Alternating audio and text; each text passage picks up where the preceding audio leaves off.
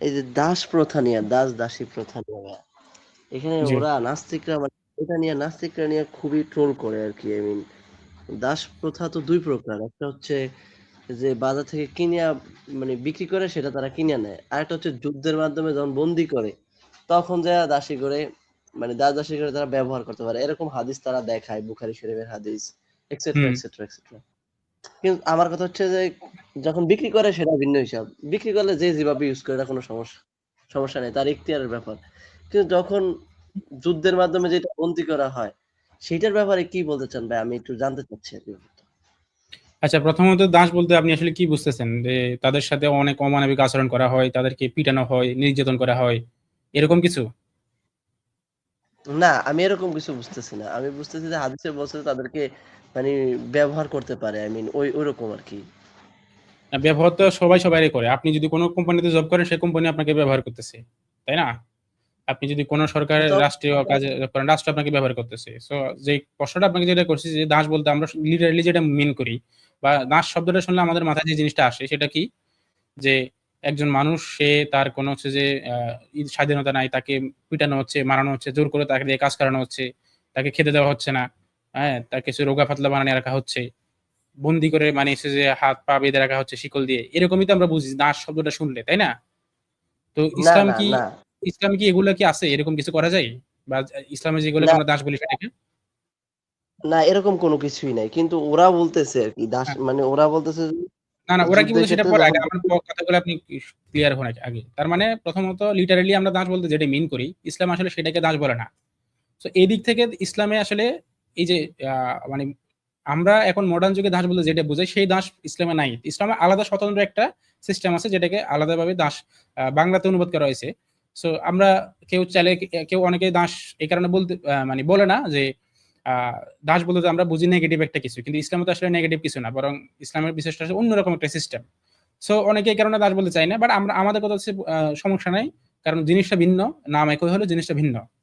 এক নম্বর বিষয় হচ্ছে এটা। দুই নম্বর বিষয় হচ্ছে আহ দাস যে বানানো হচ্ছে কাদেরকে, প্রথম কথা হচ্ছে যে ইসলামের বিধান হচ্ছে, রাসূল সাল্লাল্লাহু আলাইহি ওয়াসাল্লাম একটা হাদিসের মধ্যে বলে দিয়েছেন যে কোনো ব্যক্তি যদি কাউকে, কোনো স্বাধীন ব্যক্তিকে যদি দাস বানায় বা দাসে পরিণত করে, তাহলে তাকে কিয়ামত মানে সে জাহান্নামে যাবে আর কি। কিয়ামতের মাঠে তার বিরুদ্ধে রাসূল সাল্লাল্লাহু আলাইহি ওয়াসাল্লাম সাক্ষ্য দিবে, নাকি আল্লাহ তাআলা নিজে সাক্ষ্য দিবে, এরকম একটা হাদিস আছে।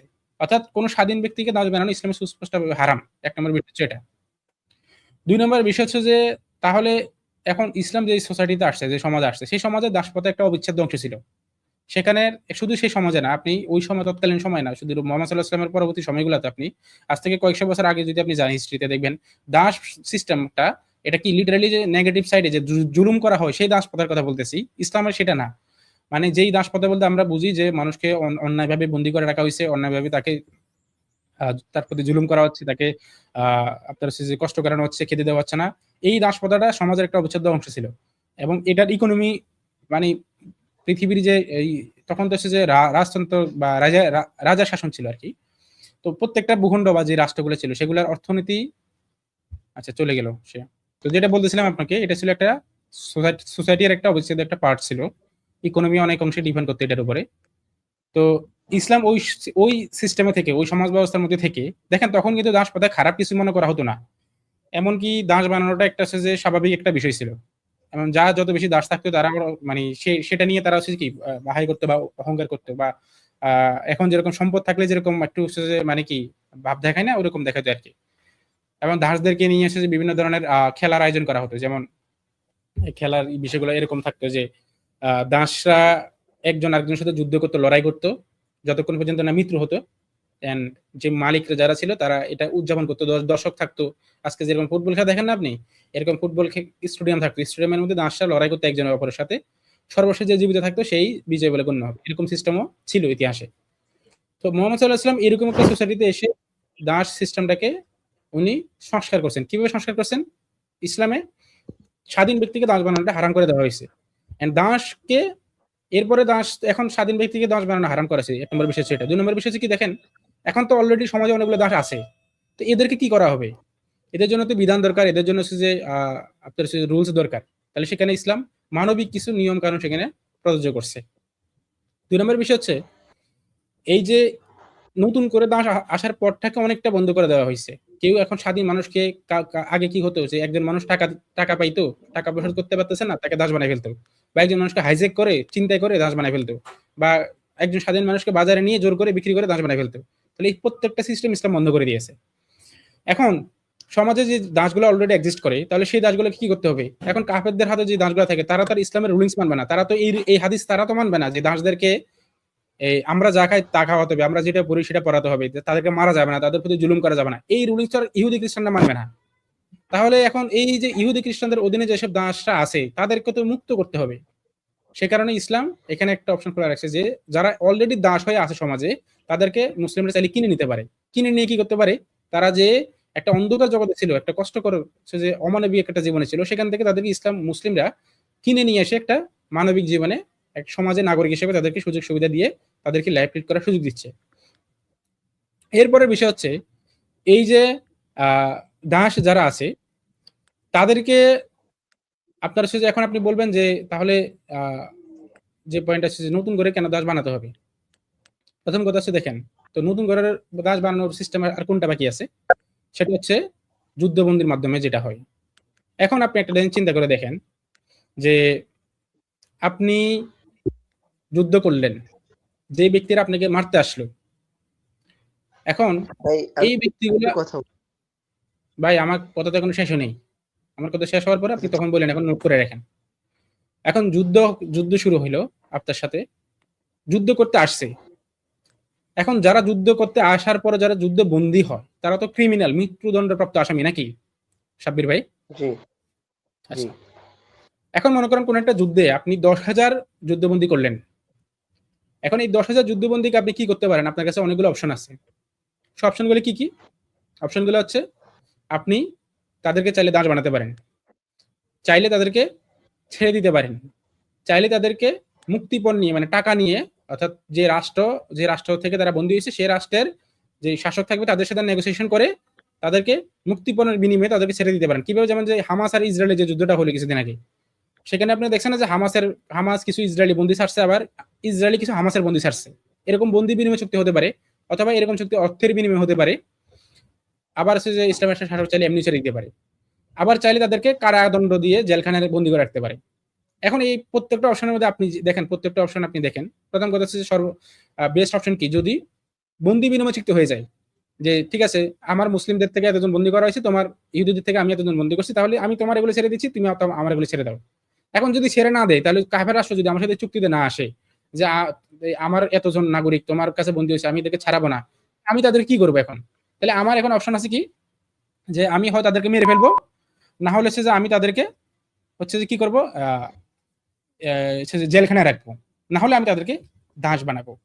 এখন আপনি মেরে ফেললে, আপনি দেখেন ইসলামের উদ্দেশ্য শুধু এটা না যে কাফেরদেরকে মেরে ফেলা, ইসলামের উদ্দেশ্য হচ্ছে যে মানুষকে দুনিয়া এবং আখিরাতের উভয় জায়গা থেকে মানুষের মুক্তির পথ সুগম করে দেওয়া। আলটিমেটলি আমাদের মুসলিমদের টার্গেট যেটা, সেটা হচ্ছে কি? জান্নাত অর্জন করা। আমরা ইসলাম সত্য, and যারা ইসলামে বহির্ভূত হয়ে মৃত্যুবরণ করবে তারা তো অবশ্যই জাহান্নামী কাফের। তো এই যে ব্যক্তিগুলো যে আমি মেরে ফেলি, তাহলে কাফের অবস্থা মারা গেল। এক নম্বর বিষয় এটা। তাহলে এই ব্যক্তি সবগুলো তারা ম্যাক্সিমাম কি জাহান্নামী, কারণ তারা মুসলমানদের মধ্যে যুদ্ধ করতে আসছে। এক নম্বর বিষয়। 2 নম্বর বিষয়, আমি যদি তাদেরকে জেলখানায় রাখি, একটা 10,000 সৈনিককে আপনি প্রত্যেকদিন 3 বেলা খাওয়াতে, তাদেরকে পড়াতে, চিকিৎসা, অন্ন বস্ত্র বাসস্থান সবকিছু দিতে গেলে আপনি ইকোনমিক্যালি আপনার অনেক বড় একটা অংশ কি করতে হচ্ছে? এদের পেছনে ব্যয় করতে হচ্ছে, কিন্তু এদের থেকে আপনি কোনো আউটপুট পাচ্ছেন না। আপনি শুধু হুম মানে একটা মামার বাড়ির ওই কি বলে নাঙ্গর খোলা না কি জানি বলে না এটাকে, ওইরকম একটা সিস্টেম আর কি। মানে তারা যুদ্ধ করতে আইসে মনে হয় আপনার আরো হচ্ছে যে উপকার হয়েছে, যে তারা এখন জেলখানার ভিতরে বসে বসে খাবে 3 বেলা, আর আপনি তাদেরকে 3 বেলা খাওয়াবেন। এরপর আরেকটা অপশন আছে কি, আপনি তাদেরকে কি করতে পারেন? বন্দি করে রাখতে পারেন, অর্থাৎ মানে দাস বানাতে পারেন অধীনস্থ হিসেবে। যেমন ইসলামের শাসক কি করবে, যে 10,000 যে সৈন্য যারা থাকবে মুসলমানদের অধীনে, তার এক একজনের অধীনে দিয়ে দিবে। সেই এক একজনকে নিয়ন্ত্রণ করবে, তাদের হচ্ছে যে সাথে রাখবে, তাদের পরিবারের সদস্য হিসেবে তাদেরকে রাখবে, খাওয়াবে, পড়াবে, তাদেরকে সামাজিক মানুষ হিসেবে তাদেরকে আহ বেঁচে থাকার সুযোগ দিবে, এন্ড তাদের মাঝে ইসলামের প্রচার করবে।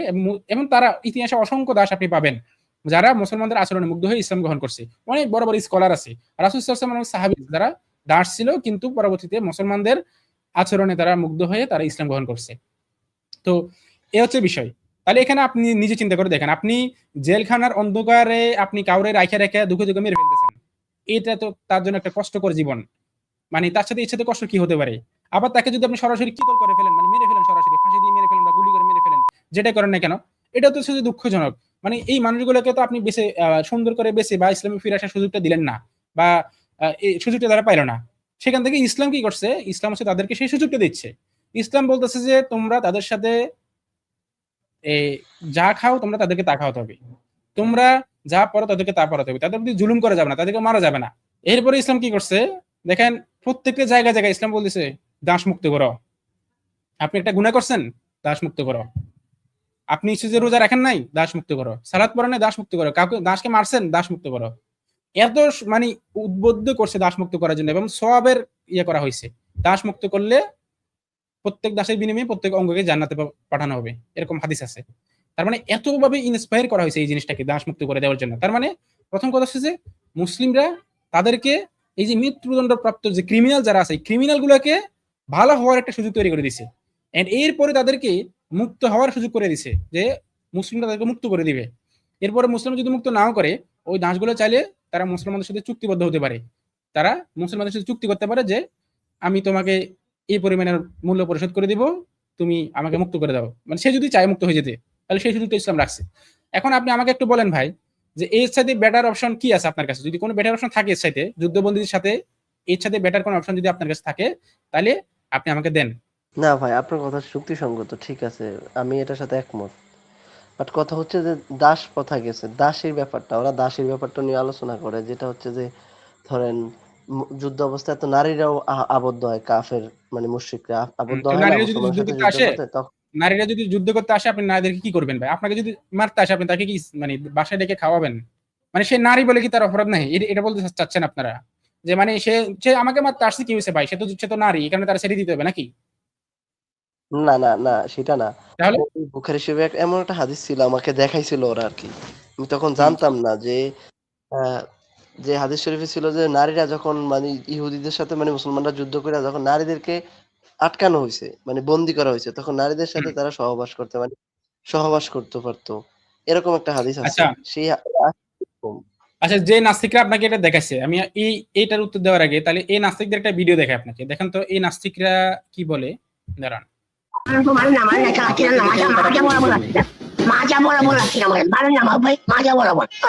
দুইজন প্রাপ্তবয়স্ক নারী পুরুষ বা পুরুষ পুরুষ বা নারী নারী, সেটা যেই হোক না কেন, তারা যদি পরস্পরের সম্মতিতে সুস্থ স্বাভাবিক অবস্থায় যদি তারা প্রেমের সম্পর্ক বা যৌন সম্পর্ক করে, তাহলে তৃতীয় পক্ষ হিসেবে আমি সেই বিষয়ে নাক গলাবো না।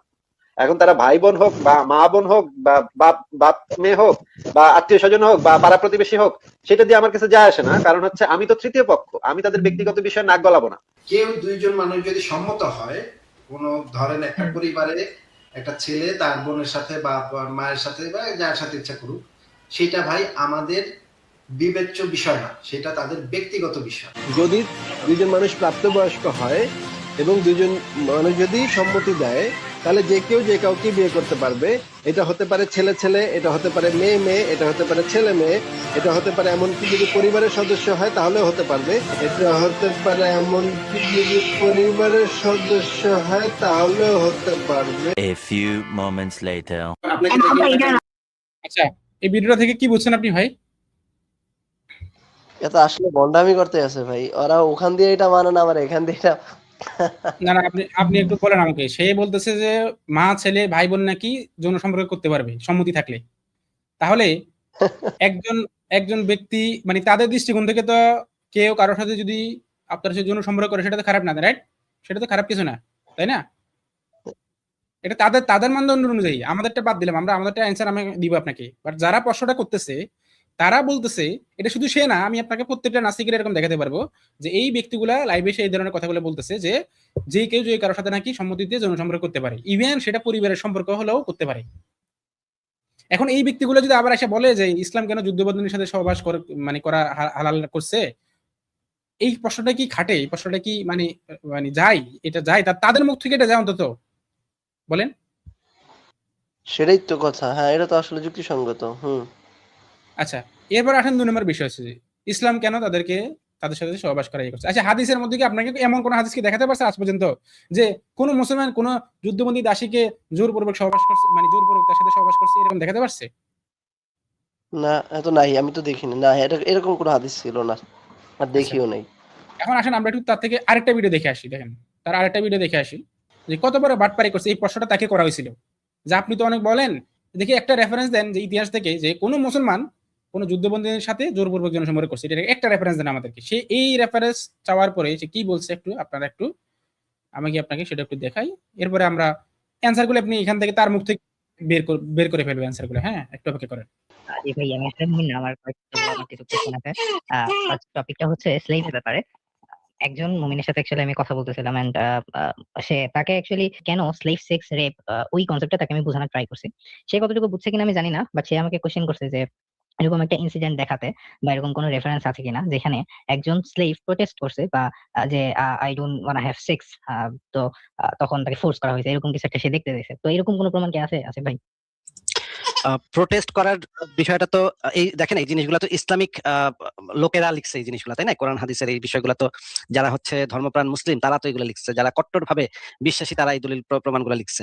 আচ্ছা, মনে করেন যে নাৎসি বাহিনী যখন তাদের দলিলগুলা লিখছে, বা পাকিস্তান বাহিনী যখন বাংলাদেশের মুক্তিযুদ্ধের সময় যখন পাকিস্তান বাহিনী তাদের বক্তব্যগুলা লিখছে, তখন কি আপনি এরকম কিছু সেখানে আশা করেন যে সেই পাক বাহিনী কিভাবে এই জিনিসগুলাকে লেখে? যারা বিজয়ী হয় তারা তো এইভাবে লেখে না যে আমি বাংলাদেশে গেলাম, বাংলাদেশে গিয়া 1 লক্ষ নারীকে আমরা ধর্ষণ করছি বা 2 লক্ষ নারীকে আমরা ধর্ষণ করছি, এইভাবে তো তারা লেখে না, তাই না? যারা বিজয়ী বাহিনী তারা তো সবসময় এইভাবে লেখে যে আমরা ওইখানে গিয়ে সন্ত্রাসীদের, কুচক্রী ভারতীয় ষড়যন্ত্রকারীদেরকে সাথে যুদ্ধ করছিলাম, তখন বাঙালি নারীরা খুশি হয়ে নাচতে নাচতে আমাদের বীরত্বে মুগ্ধ হয়ে আমাদের তাদেরকে উদ্ধার করার জন্য তারা খুশি হয়ে আমাদের বিছানায় এসে শুরু করে দিল কাজ। বিজয়ী বাহিনী তো সবসময় এই বয়ানটা দেয়। বিজয়ী বাহিনী তো কখনো এই বয়ানটা দেয় না যে আমরা গেলাম, গিয়া 1 লাখ মেয়ে পাইলাম, মেয়ে পাইয়া ধর্ষণ করলাম। এটা তো কখনো বিজয়ী বাহিনী লেখে না, তাই না? হ্যাঁ হ্যাঁ, অবভিয়াসলি। বিজয়ী বাহিনীর কাছ থেকে তো আমরা এটা কখনো আশাও করি না যে বিজয়ী বাহিনী এইভাবে লিখবে যে আমরা এখানে গেলাম, গিয়া 500টা মাইয়া পাইছি, 500টা মাইয়া পাইয়া তারে আমরা দর্শন করছি ভাই। হ্যাঁ, এটা তো বিজয়ী বাহিনীর বক্তব্যের ভিতরে এই ধরনের বক্তব্য থাকা সম্ভব না। এটা তো আসলে একটা অবাস্তব দাবি। তাহলে আমরা তো এই জিনিসটা আশাই করি না যে এই জিনিসটা থাকবে, যে একটা জায়গাতে লেখা থাকবে যে মোহাম্মদের সেনাবাহিনী এক জায়গায় গেছে, মায়াগুলারে মানে দড়ি দিয়া বাইন্ধা তারপরে একটার পর একটা এসে তার উপরে উঠলো, ওইটা কাম সারলো, আর মায়াগুলা তখন চিৎকার করতেছিল, কিন্তু সাহাবীরা তখন হ্যাঁ হ্যাঁ করে হাসতেছিল। এটা তো আসলে বিজয়ী বাহিনী কখনো এই ধরনের জিনিস যদি থাকেও তাহলে সেই জিনিসটাকে লুকায় ফেলবে, এই জিনিসটাকে কখনো প্রকাশ করবে না। আসিফ মহিউদ্দিনের কাছে সরাসরি একটি প্রশ্ন করা হয়েছিল। প্রশ্নটা ছিল খুবই পরিষ্কার। তার কাছে কি এমন কোনো রেফারেন্স আছে যেখান থেকে প্রমাণ হয় যে কোনো একজন মুসলিম একজন যুদ্ধবন্দী দাসীর সাথে সহবাস করতে চেয়েছে, দাসীটি তাতে সম্মতি দেয়নি, তবুও সেই মুসলিম জোর করে তার সাথে সহবাস করেছে? এই প্রশ্নের জবাব হওয়ার কথা ছিল মাত্র 2 রকম। হয় তার কাছে এমন কোনো রেফারেন্স আছে, অথবা তার কাছে কোনো রেফারেন্স নেই।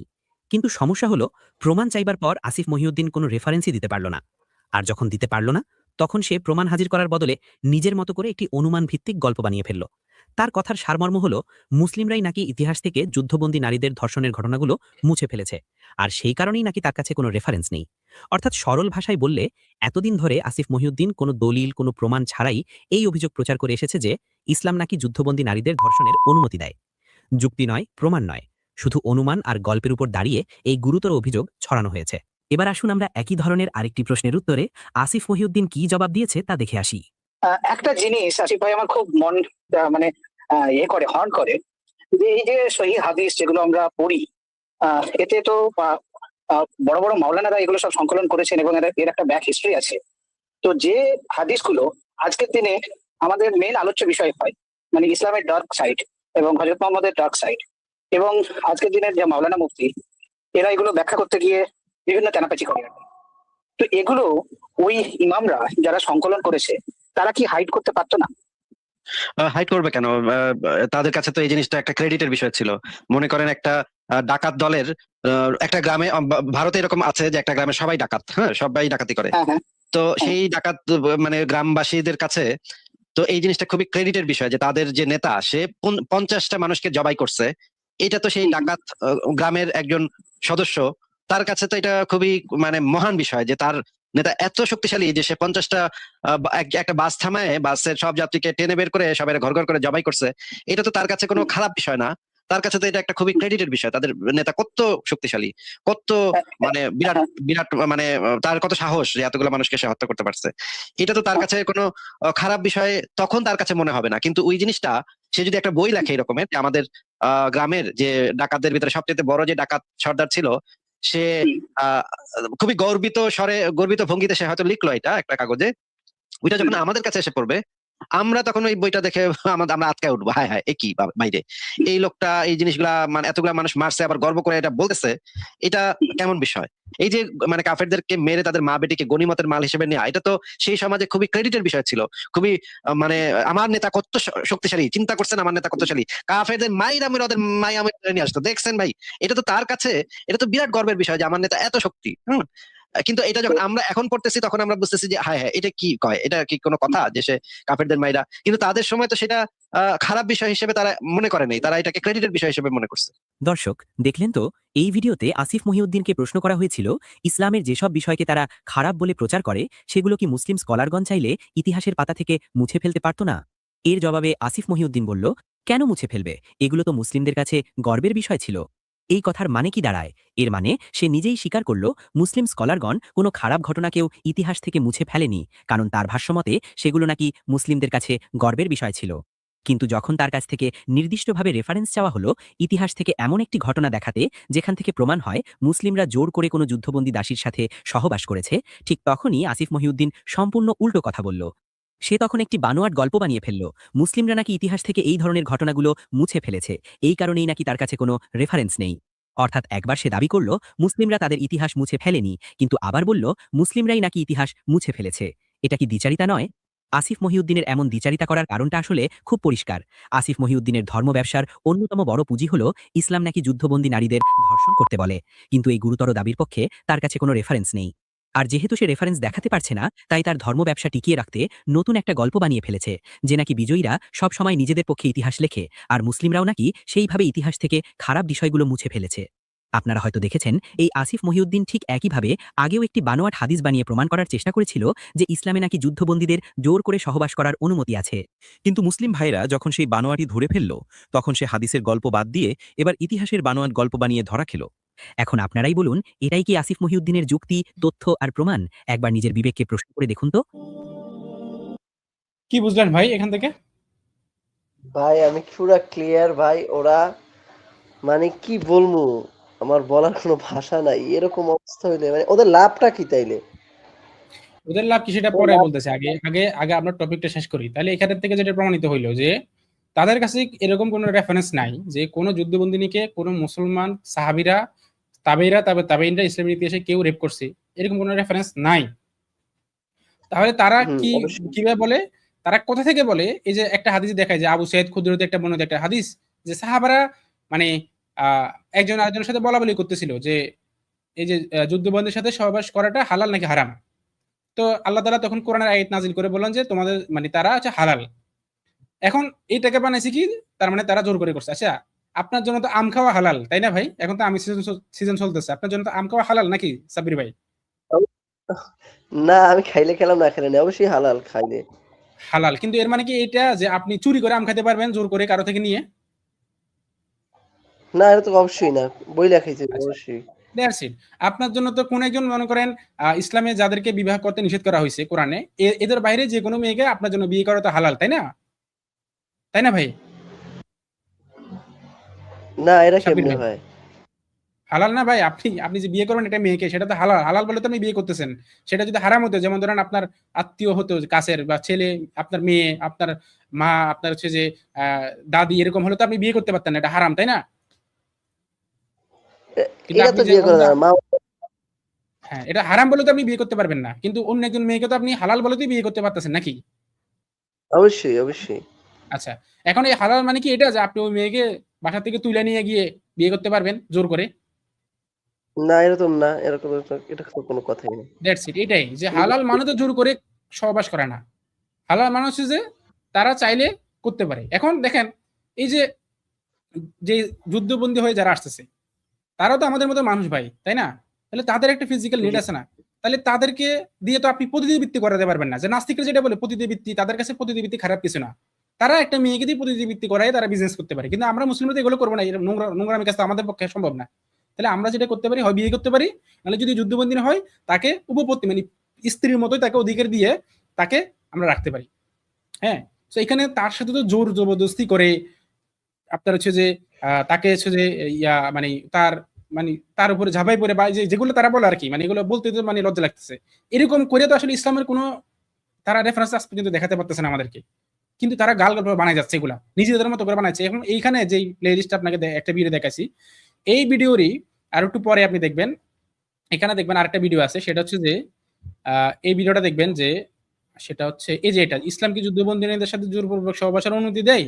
এখানে দেখবেন, এখন তো এটা 21 মিনিটের ভিডিও, আমি আপনাকে এখন এটা দেখাচ্ছি না, কি পরিমাণে জালিয়াতি বাটপারি যে করছে। একটা হাদিস সরাসরি বানায় ফেলছে, লাইভে বসে একটা হাদিস বানায় ফেলছে, যেটা জাল হাদিসের কিতাবও নাই, বুঝতে পারছেন?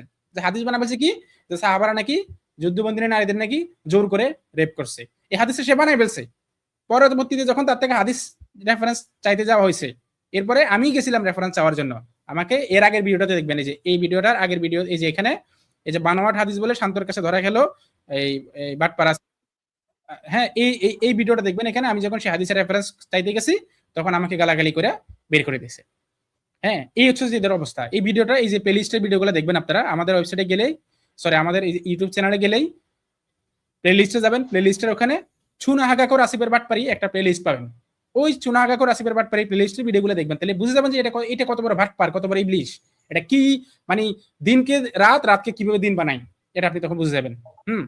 তাহলে এখানে তারা যদি পারে আমাদেরকে এই সেটা প্রমাণ করুক যে কোনো জুলুম করা হচ্ছে, কোনো অমানবিক কাজ করা হচ্ছে, তারাই তো বলতেছে একজন মানুষের সাথে যদি যৌন সম্পর্ক করে তাহলে সেটা খারাপ কিছু না, তাই না? যেমন এখন দেখেন ইসলামের, আমি আরেকটাকে তাহলে আপনাকে আরেকটা জিনিস একটু দেখাই। আরেকটা প্রমাণও আছে, এই যে কিছুদিন আগে হামাস আর ইসরায়েলের ভিতরে যুদ্ধ হয়েছে, ইসরায়েলের আইডিএফ হামাসের যে যুদ্ধবন্দী করছে মেয়েদেরকে নিয়ে, ফিলিস্তিনের মেয়েদেরকে নিয়ে তারা যে অত্যাচার করছে, হামাসও তো তাদের আবার ইসরায়েলের মেয়েদেরকে নিয়ে করছে, আটকে রেখে তাদেরকে কত আক্রমণ করলো, কত কিছু করলো না। আমাদের মুসলিম সমাজ থেকে সেখান থেকে তো ওদেরকে কিছুই করা হয় না, আর বরঞ্চ আমাদের মেয়েদেরকে ওরা অনেক অত্যাচার করছে, যৌন অত্যাচার করছে, বিভিন্ন কিছু। সেখান থেকে বুঝলাম মানে ওদের কয়দিন আগে একটা নিউজ প্রকাশিত হয়েছে যে হামাসের যারা বন্দী ছিল তাদেরকে, মানে মুসলমান যারা বন্দী ছিল আর কি ইসরায়েলের কারাগারে, তাদেরকে কুকুর দিয়ে রেপ করানো হয়েছে। হ্যাঁ, আমি আপনাকে একটা ভিডিও দেখাবো একটু পরে, যে হামাসের কারাগার থেকে বের হওয়ার পরে ইসরায়েলি সৈন্যরা, মহিলা সৈন্যরা, তারা হাসি খুশি ভাবে বিদায় জানাচ্ছে তাদেরকে অভিবাদন জানাচ্ছে। আর অন্যদিকে হামাসের যে সৈন্যরা আছে বা মুসলিম যারা আছে তাদেরকে ইসরায়েলের কারাগারে রেপ করা হচ্ছে, মানুষ তো রেপ করতেছে, কুকুর দিয়ে রেপ করাইছে, নির্যাতন করতেছে, খাবার দিচ্ছে না, তাদের শরীর শুকাইয়া তারা কাঠ হয়ে আছে। এরকম যারা যখন বন্দী হয়ে ফিরে আসে তখন তাদেরকে দেখা যায় তাদের শরীরে কোনো কিছুই থাকে না, তাদের শরীর শুকায় কাঠ হয়ে থাকে। হ্যাঁ, আপনাকে যে একটা লেখা দেখাতে চাচ্ছিলাম সেই লেখাটা একটু দেখে আপনাকে দেখেন, আমাদের ওয়েবসাইটে একটা লেখা আছে যে ইসলাম কি যুদ্ধবন্দীদেরকে জোরপূর্বক সহবাসের অনুমতি দেয়। এখানে আমাদের দেখেন আপনার একটা রেফারেন্স, আমি জাস্ট একটা জিনিস দেখাই যে আচ্ছা পেজগুলো অ্যাড করতে হবে, এটা নতুন করে, তো আমি এখানে পেজ না থাকলে সমস্যা নাই, আমাদের কাছে এখানে লেখা আছে। যেমন এখানে দেখেন আবু আব্দুল্লাহ হালিমি রহিমুল্লাহ, উনি প্রাচীন একজন স্কলার, উনি কি বলতেছে দেখেন যে যদি কেউ একজন কৃত দাসী ক্রয় করে এবং ওই দাসী যদি তার মনিব কর্তৃক স্পর্শ করা বা তার সাথে অপছন্দ করে, তাহলে সে তার দাসীর অনুমতি ছাড়া তাকে স্পর্শ করবে না, তার সাথে শোবে না, আর তার সাথে সহবাসও করবে না। আর সে দাসী যদি চায় তবে তাকে সে বিক্রি করে দেবে। বুঝতে পারছেন? এবং দেখেন আরো আছে এখানে, এই যে একটা ফতুয়া দেখেন যে দাসীদের সাথে সহবাসের ক্ষেত্রে ইসলাম অন্য কিছু ধর্মের ন্যায় জোর করার অনুমতি দেয় না। এক্ষেত্রে ইসলামের বিধান হলো দাসীদের সাথে সহবাস কেবল তাদের সন্তুষ্ট চিত্তেই হবে, জোরপূর্বক নয়। সো আরো একটা রেফারেন্স ইবনে হাজার আসকালানি থেকে, উনি একই কথা বলছেন। তো তাহলে আপনি আমারে বলেন, হ্যাঁ তাহলে আপনি আমাকে বলেন এখানে অমানবিক কি সিস্টেম আছে? ওরা তো ভাই মারাত্মক লেভেলের ফ্রড। ওরা একটা হাদিস দেখাই, মানে এটা উল্টা আর কোনো রেফারেন্স আছে না। আর আমরা তো ভাই ওরকম ঘাটাঘাটি করি না, ঠিক আছে? ওদেরকে আমি ফার্স্ট টাইম প্রশ্ন করছিলাম যে ওদের বিবাহ নিয়ে, ওরা আমার এই বিবাহ অ্যান্সার দিতে না পারি ওরা আমারে ঢুকাইছে এটার ভিতরে, এই দাস দাসীর প্রথার ভিতরে। আমি আমার টপিক ছিল তাদের বিবাহ। নিশ্চয়ই বুঝতে পারছেন এখন, ওদের বাটপাড়াটা নিশ্চয়ই বুঝতে পারছেন। এটা এই যে ইন্ডিয়ার যে এজেন্ট প্রথম আলো, এটা তো শাহবাগীদের পত্রিকা, সেই শাহবাগীদের পত্রিকাতে খবর ছাপানো হয়েছে যে ফিলিস্তিনি বন্দীদের উপর কুকুর লেলিয়ে বর্বরতা চালিয়েছে ইসরায়েলিরা। বাঙ্গু নাস্তিকদের লাইভে আপনি জীবনে দেখেছেন এই বর্বরতা নিয়ে কথা বলতে? অথচ তারা ইসলামে যেটা নাই সেটাকে ইসলামে আছে বলে ইসলামকে গালাগালি করে, আর তাদের চোখের সামনে করতেছে যেটা, সেটা নিয়ে তারা কিছু বলতেছে না। কুকুর লেলিয়ে বর্বরতা চালিয়েছে ইসরায়েলিরা। এরা তো হচ্ছে যে শাহবাগীদের পত্রিকা, এখানে কুকুর দিয়ে দর্শন করাইছে, এই শব্দটা মানে লিখতে লজ্জা পাই এরা। তো ভাই এইগুলা নিয়ে আপনি কি জীবনে দেখছেন? এই যে দেখেন কিভাবে কুকুর দিয়ে নির্যাতন করা হচ্ছে বন্দীদেরকে, হ্যাঁ, এবং নারীদেরকেও হচ্ছে যে কুকুর দিয়ে দর্শন করানো হয়েছে। তারপর হচ্ছে যে আরো আছে ভাই, এরকম কয়টা দেখাবে আপনাকে। এই যে দেখেন দ্য বিজনেস স্ট্যান্ডার্ডে প্রকাশিত একটা প্রতিবেদন, সেখানে কি বলা আছে দেখেন যে ওরা কুকুর লেলিয়ে দিতেও ইসরায়েলি কারাগারি ফিলিস্তিনিদের দর্শনের ভয়াবহ বিবরণ আল জাজিরার নতুন তথ্যচিত্রে কুকুর দিয়ে দর্শন করানো হয়েছে ফিলিস্তিনি বন্দীদেরকে। সো আপনি কোন ভাঙ্গু নাস্তিকরে দেখছেন এগুলো নিয়ে কথা বলতে? বলছে? বলে নাই। হিপোক্রেসি, ভণ্ডামি, বাটপারি,